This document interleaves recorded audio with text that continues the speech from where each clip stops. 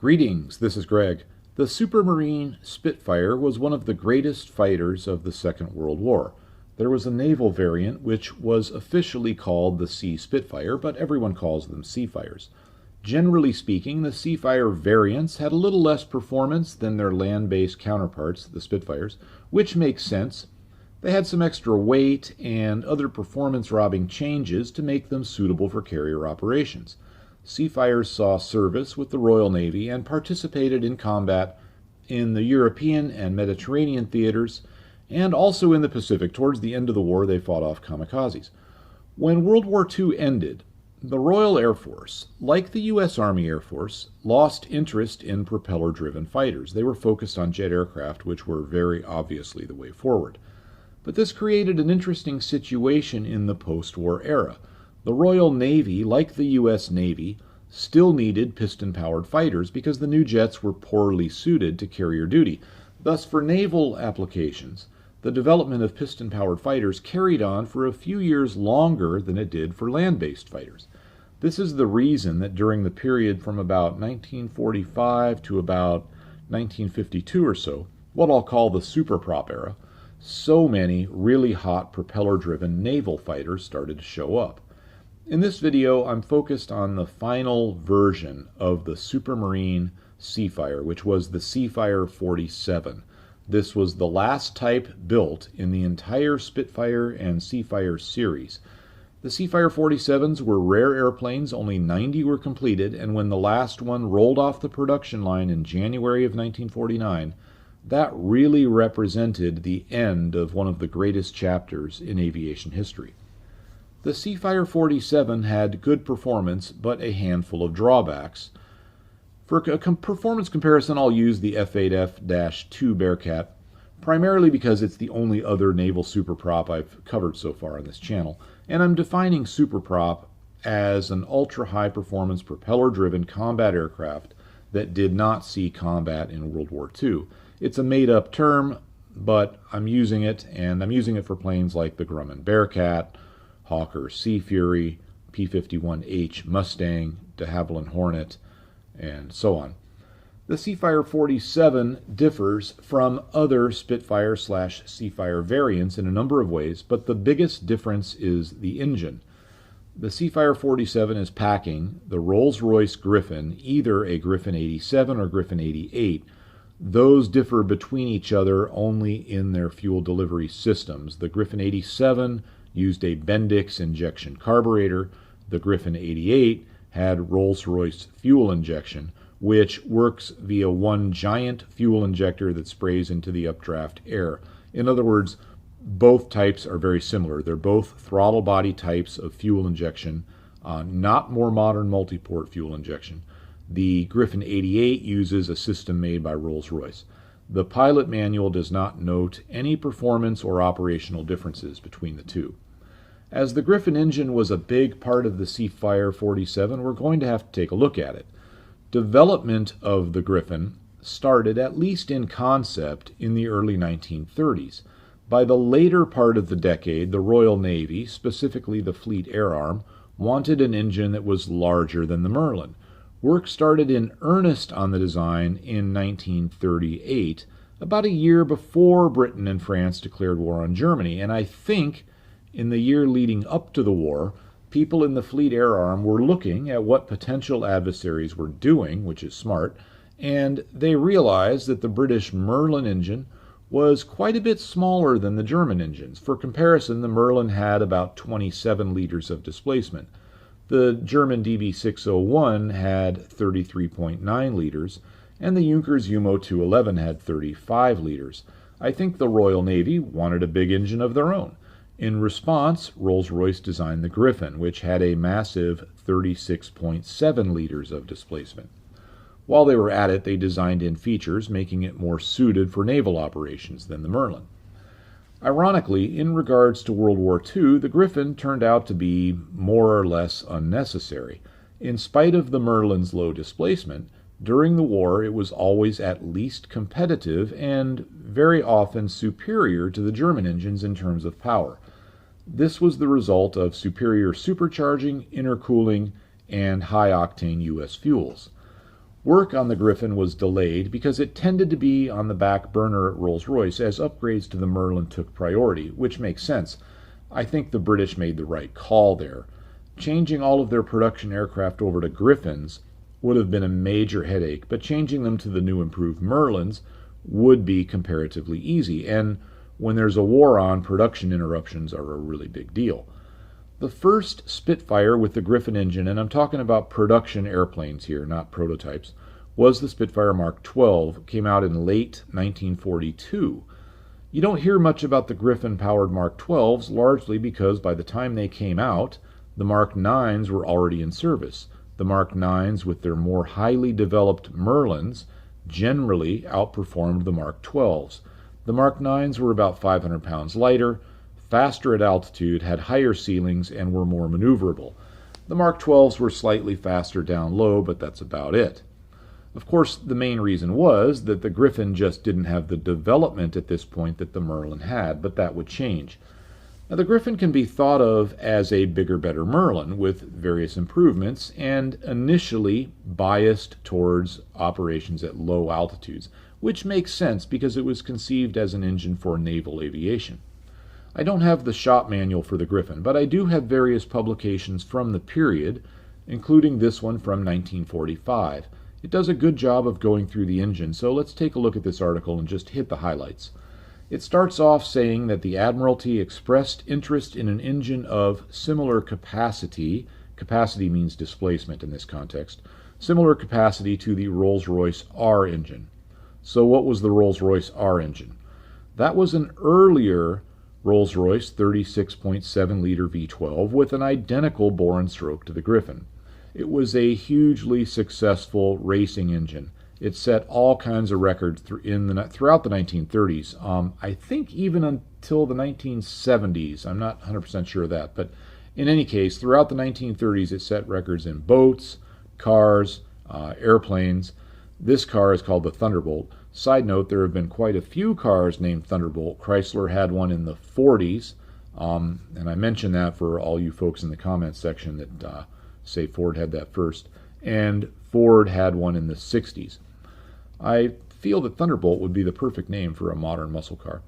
Despite sharing the same bore and stroke, the Griffon is not an updated R engine. While it's the same displacement, it's a much smaller engine in terms of external dimensions, which is one of the nice things about the Griffon. While it has over a third more displacement than the Merlin, it does not have a third more external size. This is largely because they drove a lot of the things off the front of the engine instead of off the rear in such a way that it wouldn't add much length or any length. For example, the Magnetos, which are key components in the ignition system, and there are two of them for redundancy, are driven at the front and located above the propeller gear reduction unit and kind of between the valve covers. Because nothing you put there is going to protrude farther forward than the propeller's gear drive mechanism, this doesn't add anything to the engine's length. The Griffon does have more frontal area than the Merlin, but only about 5% more, and considering that it has 36% more displacement, that's just not a bad trade. Internally, there were changes as well. The Griffon has a crankshaft with internal oil passages, so the main bearings get more evenly lubricated as compared with the Merlin. Here's a cutaway of the Griffon. This is from a French manual, but it has some nice drawings in it. All of these documents that I'm using in this video are in the Patreon section. The Griffon data, Seafire pilot manuals, all of them that I use in this video, and more. So if you want to read more from the primary source documents I used in this video without the hassle of tracking them all down, I've made it easy for you. The link is in the description, and there's a lot more there than just the primary documents from this video. Here is an early Griffon. It's not the one in the Spitfire 47. We're getting to that one. This one is a Griffon 4. Note the bore and stroke, which are 6.0 and 6.6 inches respectively. The metric numbers are there as well. The Merlin engines have a bore and stroke of 5.4 and 6.0 inches. Now, if you divide the Griffon's bore by its stroke, and I'll use metric for this, so 154 millimeters divided by 168, you get a bore-stroke ratio of 0.905. Do the same for the Merlin, 137 divided by 152, you get 0.901. Almost identical. Someone at Rolls Royce really loved this bore-stroke ratio because it's prevalent among Rolls Royce aircraft V12s. The Kestrel is 0.907, so is the Goshawk, and the Buzzard comes in at 0.909. So they're all very nearly identical. And that makes sense. Rolls-Royce had something that worked well, so they stuck with it. The entire design of the Griffon follows this concept. They took what worked so well on the Merlin and carried it forward, making some improvements on the way. So let's look at the changes. Obviously, the Griffon's bore and stroke are larger. We covered that. Hence, the Griffon has almost 10 liters more displacement. Just think about that. That's like an entire really giant automotive engine in addition to a Merlin. So it's a lot. It's 36% more. Like the Merlin, the Griffon had several supercharging configurations depending on the model. Most of the early models had a single-stage 2-speed supercharger setup. However, as time went on, they switched over to a 2-speed, 2-stage supercharging system, which was both intercooled and aftercooled, although the intercooler is pretty small. Now, the 2 stages were driven on a single shaft, which made for a very compact arrangement. The British pioneered that method with the Merlin engine, so they carried it over to the Griffon. This system has the advantage of being very compact, but the disadvantage of requiring both stages to spin at the same speed, thus limiting compressor choices. In other words, they sacrificed a bit of efficiency. They probably could have squeaked out a little bit more power from the engine by feeding one supercharger with a slower turning but bigger additional supercharger. That's normally how you want to set up dual stages. By spinning both superchargers on the same shaft, they were forced to keep them both spinning at the same speed, but kept it compact enough to fit behind the V12, thus not add any extra frontal area and minimal extra weight. The US systems used a second shaft to drive the extra stage, well, most of the US systems. However, in most cases they had room to do that because it's easier to fit something big and bulky behind a radial engine. Rolls-Royce eventually went to a dual-stage 3-speed supercharger for the Griffon, but that wasn't used in the Seafire. It was used in another British Superprop, which I'll cover another time. The engine used in the Seafire 47s were the dual-stage, dual-speed Griffon 87 and 88s.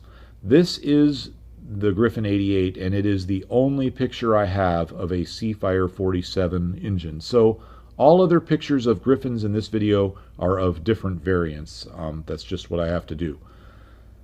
The engine could be run, the Griffon 87 and 88, at 80.8, a lot of 8s here, 80.8 inches of manifold pressure. That's what the British called 25 pounds of boost. And remember, that's 25 pounds above sea level pressure, not 25 pounds above ambient pressure. In other words, it's not necessarily 25 pounds of boost. It's usually quite a bit more. I want to touch on this and explain it because there seems to be quite a bit of confusion on this issue. Atmospheric pressure is about 14.7 psi at sea level. If we add 25 pounds to that, or another way of saying that is if we boost that by another 25 pounds, we have 39.7 psi of manifold pressure, 25 plus 14.7. That equates to just over 81, or just about 81 inches of mercury, if measuring it the way we did it in the US during World War II. Now, as the plane climbs, atmospheric pressure drops, so the supercharger has to boost more and more to maintain that same manifold pressure. Even though the boost from supercharger is increasing, the British still call this 25 pounds of boost. This is important to understand because the actual work the supercharger is doing, and thus the heat being put into the charge air, increases a lot with altitude. For example, at 20,000 feet, ambient air pressure is only 6.75 psi, down from 14.7. So to raise manifold pressure back up to 39.7, the supercharger needs to add boost, or boost the pressure by 33 psi. Thus the charge air starts to get really hot. That's a lot of compression. The Griffon 88 deals with this by using 2 stages, which increases the supercharging efficiency and lowers temperature. Furthermore, it's intercooled, meaning there's a charge cooler between the stages, and it's aftercooled, meaning there is a charge cooler, a large one, between the last stage and the engine. If we were to rank all of the supercharging systems in history, this one would be up near the top. Anyway, at 25 pounds of boost, the Griffon 88 puts out 2350 horsepower, and I have seen secondary sources saying 2400, but the highest I've found from a primary source is 2350. The pilot's manual does not mention horsepower, which is a bit strange, nor does it have data for the engine at 25 pounds of boost. It needed 145 octane fuel to run those numbers, and all the data for the Spitfire 47 that I can find is with 130 octane fuel at 18 psi, and that brings the horsepower down to 1935, which is a big drop.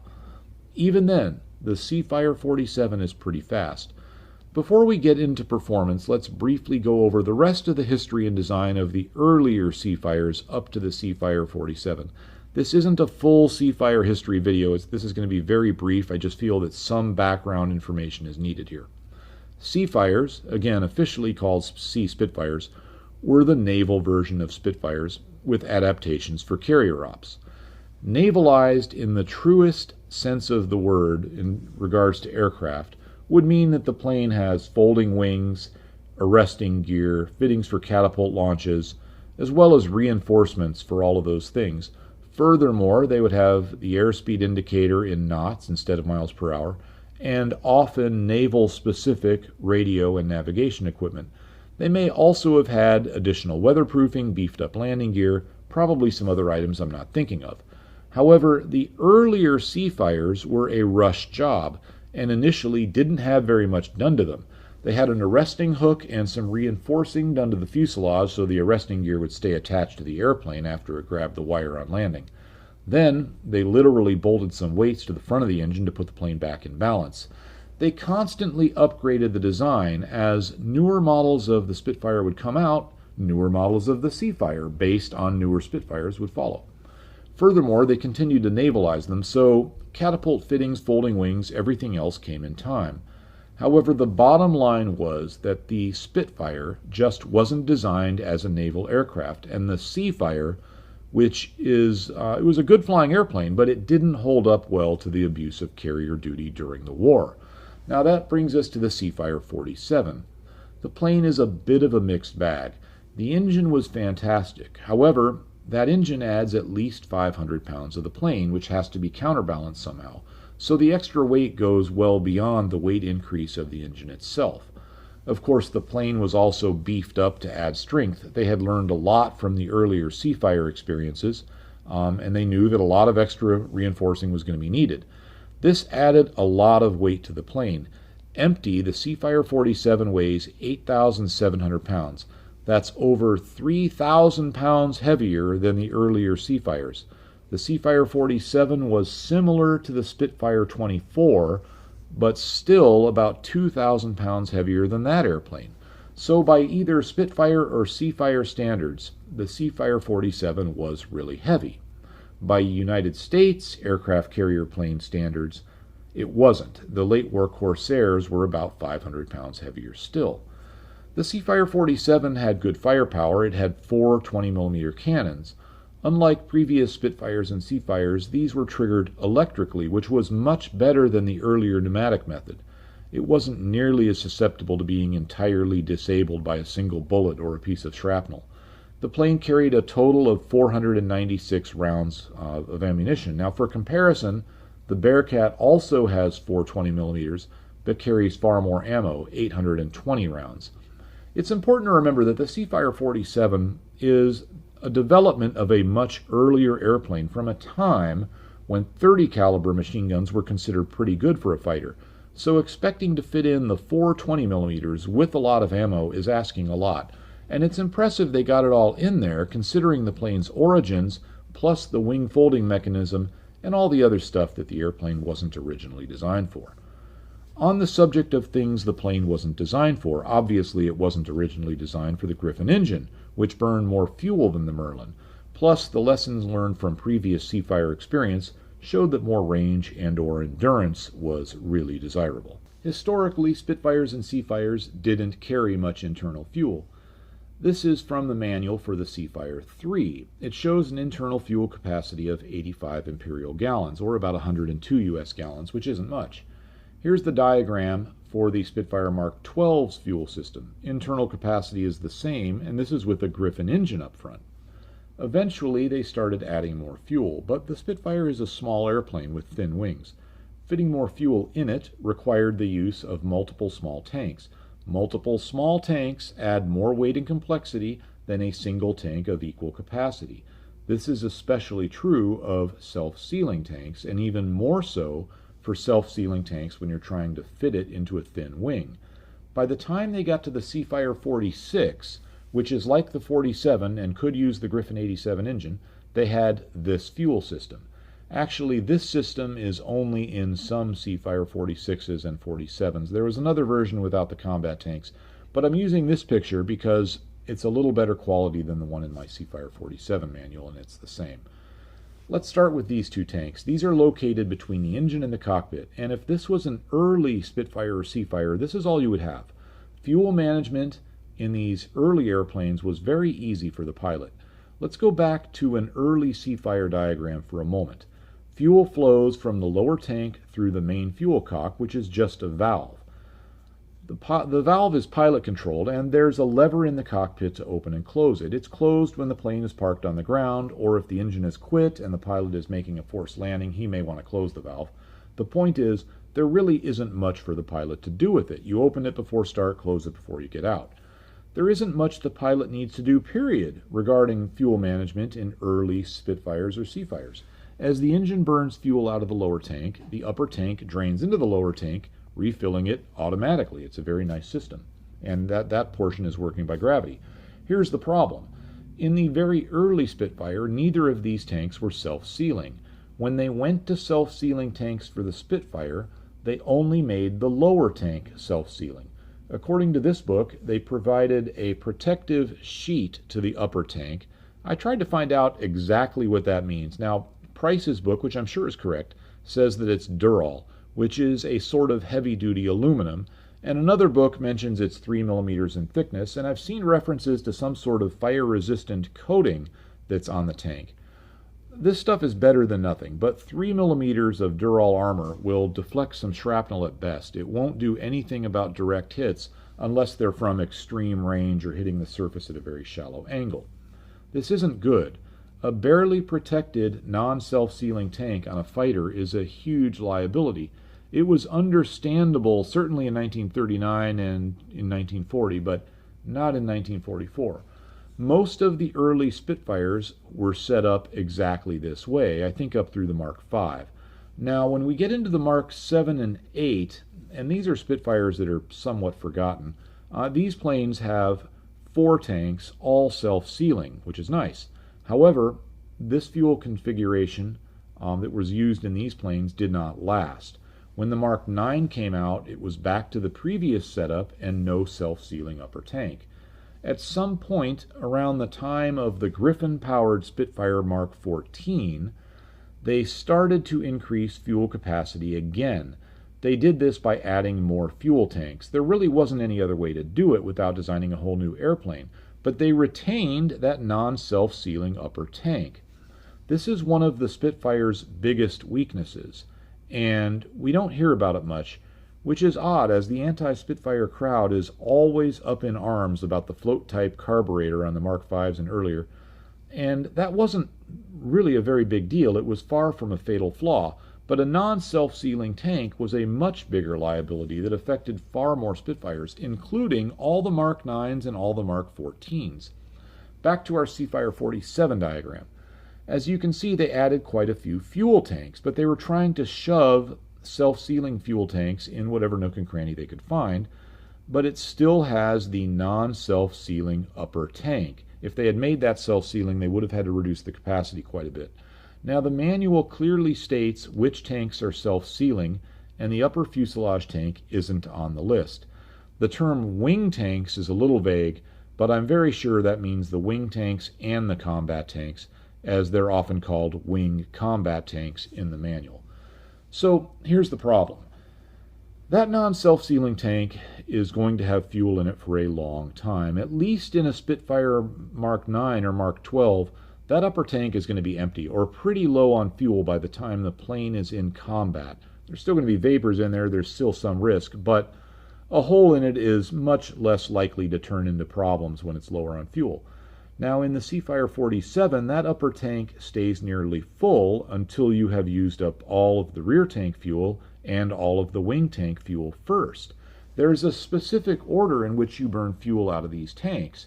You start, warm up the engine, take off and climb to 2,000 feet, so not very high, on the lower fuselage tank. Then if fuel is present in the rear tank, you burn that next because it causes the plane to be tail heavy. It's a lot like the P-51 Mustang in that respect. You don't want to be dogfighting with the rear tank full because the plane's hard to control. Then you burn you burn the wing tanks next. And note, there is another fuel burn sequence where you would burn the wing tanks before the rear tank because it extends the range of the plane. An aft center of gravity extends range. I'm not going to go into why that is right now. But the point is, there's another way of burning fuel that's useful if you're going on a long flight with little risk of combat. But no matter how you do it, because of the way the fuel system is laid out, you're going to have fuel in the non-self-sealing tank for a long time and probably going to have to go into combat with it that way, and that's not a very comforting thing, especially considering where the tank is located. The fuel system is also very non-user friendly in that it requires a fair amount of pilot attention because of the multiple small tanks. Also, there are no quantity gauges for the tanks in the wing. The pilot only knows when those are empty because he monitors the main fuel quantity gauge, and when he sees the quantity dropping on the combined upper and lower fuselage tank gauge, he knows the wing tanks are empty. Now, the plane does have a separate gauge for the rear tank, so that's nice. I think the Seafire 47's fuel system, especially the fact that it has a large non-self-sealing tank, is a real drawback. It's a carryover from the plane's roots in the early Spitfires and Seafires.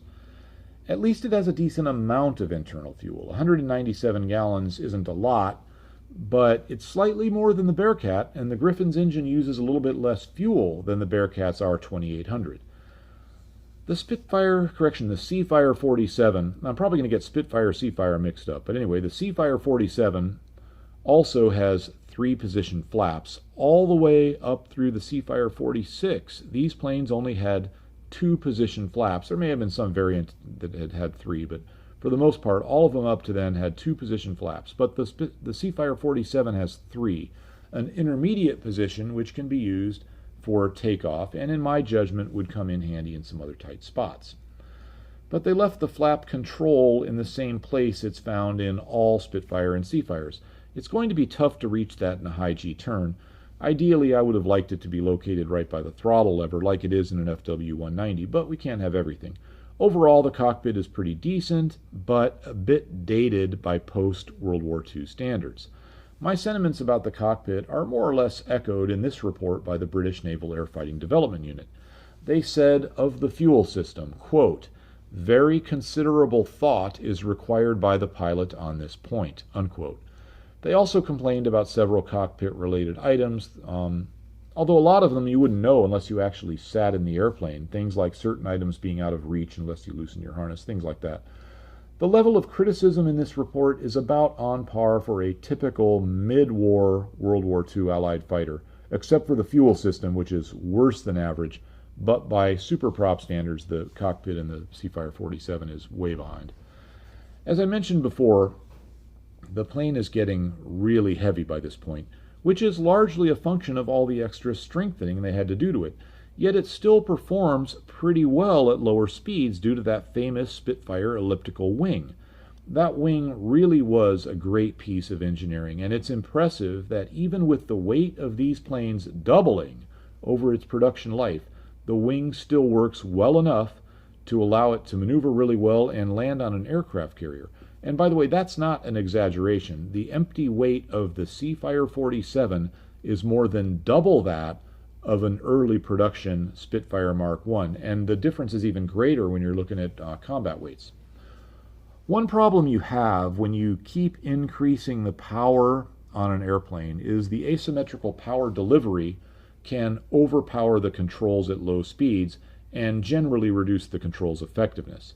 For example, P factor, which we have discussed before, will cause a pretty strong yaw to the left at high angles of attack, so hard turn or at low speeds. And in the P-47, at least the most powerful versions of it, the P-47 Thunderbolt now, it didn't have enough rudder to counteract that P-factor when at full power and at very low speeds. Additionally, the torque of the engine causes the plane to roll, and there are other factors that the pilot has to deal with as well. The contra-rotating props on the Seafire 47 were able to absorb the power of the Griffon engine with less blade length than either a 4 or 5 bladed prop, and do it efficiently. More than that, it's almost entirely going to eliminate any asymmetrical thrust from the propeller, making the plane easier to fly, especially at low speeds and high power settings. NACA has many reports on what they called at the time dual rotating propellers, which are now usually called contra-rotating props, and there are some other terms used for them as well. The short version is that the contra-rotating props offer a small advantage when operating in the conventional propeller's most efficient speed range. That's usually going to be around cruise speed. But they offer a big advantage at low speeds, and that's just talking about the advantage in power delivery. The lack of asymmetrical thrust is an additional benefit. In the case of carrier airplanes, and especially one based on the Spitfire, I think the shorter blade length is a big plus as well. Seafires had a lot of propeller strikes on carrier decks during the war, so shortening those propeller blades is probably going to help, or making them shorter than they would be for an engine that powerful with fewer blades. Let's start by taking a look at the performance and see how it compares with the Bearcat. I think this will be interesting because the Seafire 47 is certainly the ultimate version of the Seafire, and maybe the ultimate version of the Spitfire Seafire series. That could be a little bit debatable. However, the thing is, it's still based on that older airframe, and it has a lot of drawbacks as a result. Then again, the Bearcat has drawbacks of its own. So let's see how this comes out. Here is the one and only performance chart I know of that shows the Seafire 47's maximum speeds in level flight. Right away, we have some problems for comparative purposes. First of all, this chart is for 18 pounds of boost. That's in harmony with the pilot's manual, but we know that the engine could run at 25 pounds of boost, and it seems very likely to me that they did run it that way in the Seafire 47 at some point. However, I can't prove it. I hate to do this, but I'm going to have to use 18 pounds of boost for this comparison. Now, if anyone can show from an original source that the Seafire 47s ran operationally at 25 pounds of boost, I would love for you to post a link to that. On to the next problem. The chart shows that it's in indicated airspeed. It isn't. There is no way that's indicated airspeed. If we take the maximum speed shown, which at about 24,000 is at about 24,000 feet, and then convert that to calibrated by correcting for instrument error, then convert it to true, we get a true airspeed of 594 miles per hour. That's actually faster in level flight than this plane can go in a dive. So there's no way this chart is showing indicated airspeed. Just like I think every other airspeed chart for a World War II fighter, it's showing true airspeed, and either that's a misprint or something has been lost in the copying process. So I'm moving forward with this chart at 18 pounds of boost and the numbers as true airspeed, which is absolutely certainly what they are. Let's graph it out next to the Bearcat-2 for comparison. I'll add the speeds in miles per hour and in kilometers per hour, just to make it easier for some of our European friends. Just keep in mind that most naval aircraft, and today most aircraft period, as well as all air traffic control facilities on the planet, use knots for airspeed. The altitudes are in thousands of feet. To convert those to metric, just divide by 10, multiply by 3. So 20,000 feet, divide by 10, you get 2,000, multiply by 3, you get 6,000 meters. This isn't exact, but it's close enough when doing these comparisons. The Bearcat-2 is the faster plane, and I did not think that would be the case. In fact, in my Bearcat video, I mentioned that the Seafire 47 was the faster of the two, and I thought that because I have read countless times before that the Seafire 47 could top 450 miles per hour. For example, in this book, it says that. In another book, it says that the Seafire 47 had 2,200 horsepower, which would mean that it had more than 18 pounds of boost. However, when I start going through the bibliography of various books and I try and track down these sources for these numbers, I can't get anywhere.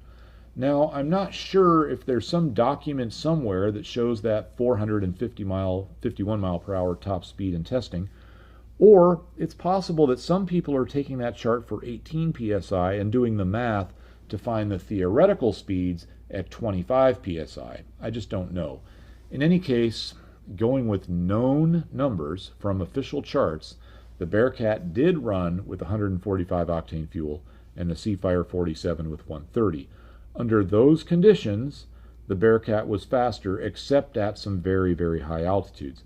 The original charts for both of these airplanes end at 35,000 feet, so I graphed the whole thing, and I seriously doubt either plane fought up that high. I do think that if the Seafire 47 was running at 25 psi, it would be faster than the Bearcat at most altitudes, but that's a big if. By Superprop standards, neither one of these are particularly fast at altitude. The Bearcat, with its single-stage supercharger and no intercooler, really isn't designed to be. The Seafire 47 has the handicap of simply being an older design that's been altered over and over for naval service and then updated continuously. Let's look at the stall speed for these two airplanes. I'll use the median number here, so 77 knots flaps up and 68 knots with the gear and flaps down. Those are indicated numbers, and of course, to have a valid comparison, we have to correct those indicated numbers to calibrated. As usual, the chart doesn't go low enough, but I think it's safe to say, based on the trend, that we would have to add at least 10 knots, so I'll add 10. We now have 87 knots flaps up and 78 knots flaps down, which coincidentally is the same for the Bearcat in terms of its flaps up speed, 87 knots.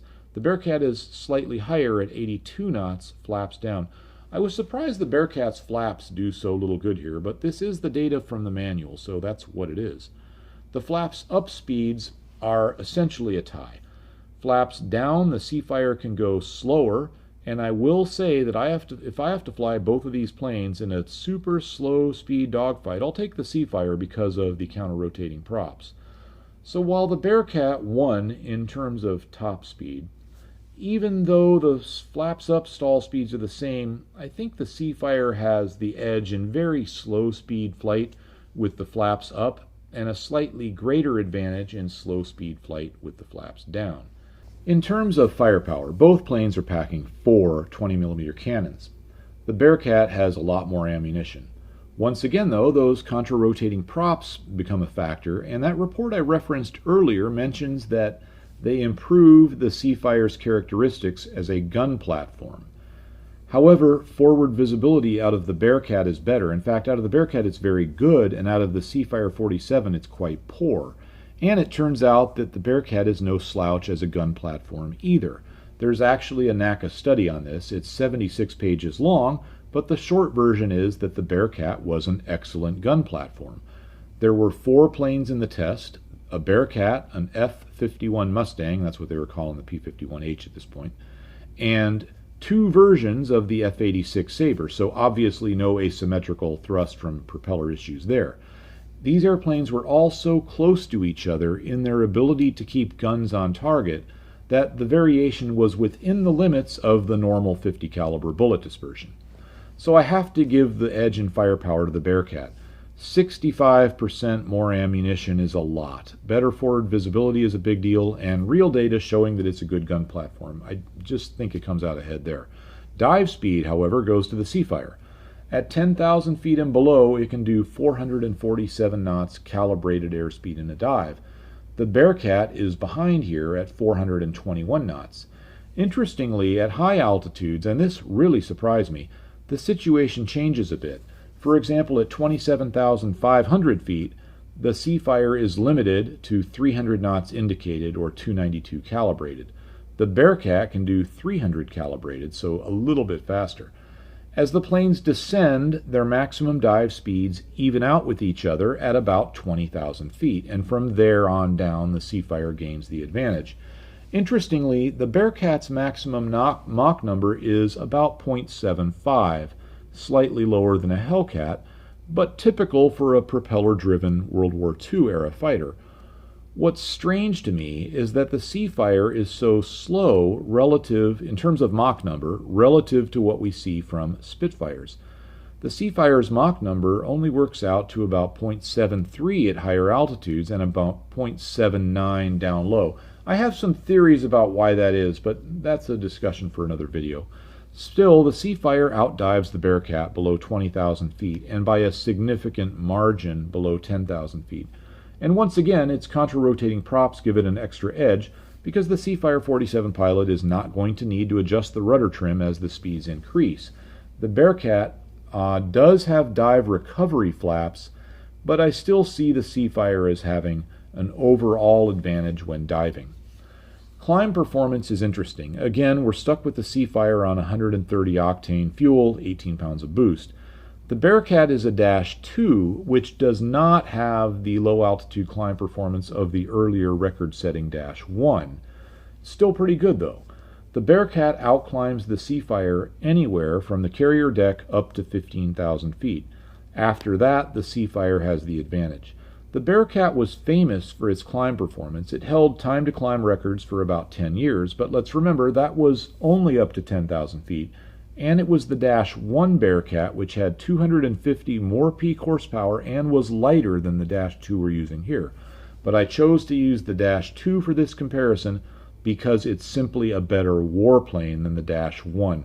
My explanation of that is in the Bearcat Superprop video, so I won't go over it again here.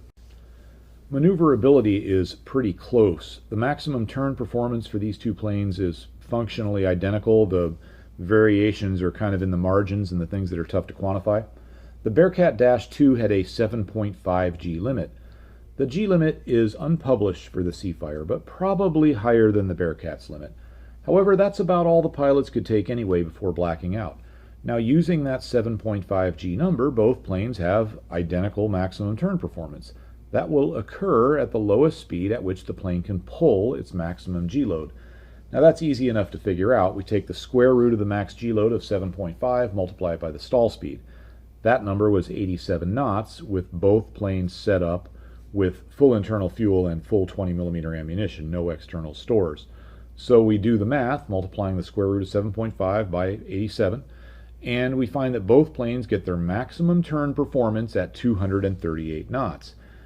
Now at speeds above that, the Seafire pilot can pull more Gs, and if he does so, will have a very small and short duration advantage in instantaneous turn rate and radius. But at any speed below 238 knots, well, both planes have the same power off, flaps up stall speed, thus about the same G limitations and turn performance. So at, for example, 151 knots, both planes will be limited to a 3G turn and will have about the same turn rate and radius. However, again, in these less quantifiable things, the Bearcat may have a small advantage here because its speed drops, its stall speed drops rather, with power on due to the propeller slipstream over the wings. And this is in the Bearcat's manual, at least some of it is. And this effect is true for the Seafire as well, but it's not in the Seafire's manual. The Bearcat's advantage here is probably greater anyway because it has more power and the prop is closer to the wing, but it's hard to quantify this, just as it's hard to quantify the Seafire's probable slight edge when turning at very high speeds. Then we have the question of the use of flaps. The Seafire will probably benefit more there as well, but again, that's a very short duration thing, kind of like pulling really high Gs at high speed. Now, sustained turn performance will favor the Bearcat, but not by much. In terms of the different types of maneuvers the planes could do, they're the same, except that the Bearcat was approved for spins. The Seafire wasn't. That's not really a combat maneuver anyway, and if the Seafire ended up in a spin, according to the manual, it could recover from it just fine. Overall, in terms of maneuverability, I have to give the edge to the Bearcat because everything is so close, but the Bearcat has better sustained turn performance, which is pretty important. The Bearcat also has a steeper maximum angle of climb. Now, its edge in these two areas would be very shaky if the Seafire was being run at 25 pounds of boost. Of course, with regards to all sorts of performance factors, speed, climb rate, sustained turn performance, the picture would change a bit if the Seafire was running at 25 pounds of boost. That bump up to 2,350 horsepower, about 400 horsepower more, would really help it. That would give it the edge in speed at high altitudes for sure, and climb rate throughout much of the altitude range, and sustained turn performance would really even up. However, again, I can't find any data showing the planes were operated this way. Then we have to ask if the British even had 145 octane in decent amounts where the plane was operating in combat. Now, range and endurance go to the Seafire. It has slightly more fuel and a slightly less thirsty engine, although neither one of these planes have much range. The Seafire 47s saw some action in the Korean War. They flew patrols and some ground attack missions. There really wasn't enough of it to form any opinion on how the plane would have fared against serious large-scale air opposition. However, we do know that at the end of hostilities, out of about 26 Seafire 47s used in the conflict, all but 3 had been declared unserviceable due to wrinkling from carrier landings. They were not crashed, they just couldn't stand up to carrier duty. So it seems that even with all the extra work, Supermarine was never able to strengthen the airframes enough for naval duty. And shortly after that, the Royal Navy replaced the Seafires with Hellcats. And I think that says a lot. They took a big step back in performance just to get a plane that would definitely hold up. Now, based on the fact that the Seafire 47 didn't hold up to carrier duty, I think I would have to say the Bearcat was the better naval fighter. However, in terms of performance, it's darn close. And with 145 octane fuel, I think the Seafire would have the overall advantage. And I think that's really impressive considering the Seafire 47's origins. It was an older airplane flying at about twice the design's original weight with twice the power and far more complexity. Furthermore, it was a land-based design which was then modified for carrier duty, and while that resulted in a plane that just didn't hold up to deck landings, I tend to think that had the U.S. modified P-51s for carrier duty, and that was considered, I think that the P-51s would have had the same problems. Supermarine needed to design an entirely new fighter, which they did, and that one will be the subject of a future episode. That's all for now, and have a great day.